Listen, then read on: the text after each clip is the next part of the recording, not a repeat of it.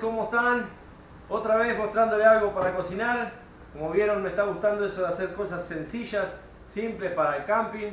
Hoy les estoy mostrando este hornillo para camping, que tiene la particularidad de ser totalmente desarmable y plegable, para que sea muy práctico. Fíjense, con los famosos eslabones de cadena que yo uso para todas las cosas.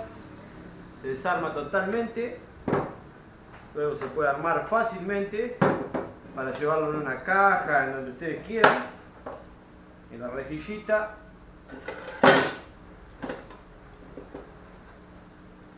Y tienen que fijarse, este va así.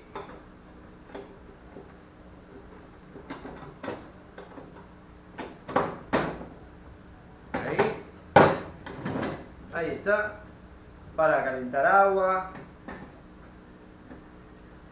para cocinar, puede ir a la plancheta también. La verdad que se ve muy útil. Y bueno, en un próximo video lo estaremos probando como siempre.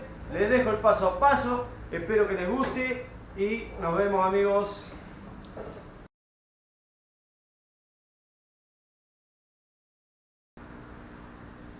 Para este trabajo, gente, vamos a usar retazos de chapa 1/8, que los pueden comprar en algún desarmadero como retazo. En alguna plegadora se lo van a vender como retazo porque son retazos chiquitos. Vamos a cortar 4 caras de 150 por 200. Las vamos a marcar ahí, las vamos a cortar. Y bueno, vamos a empezar a darle forma al hornito.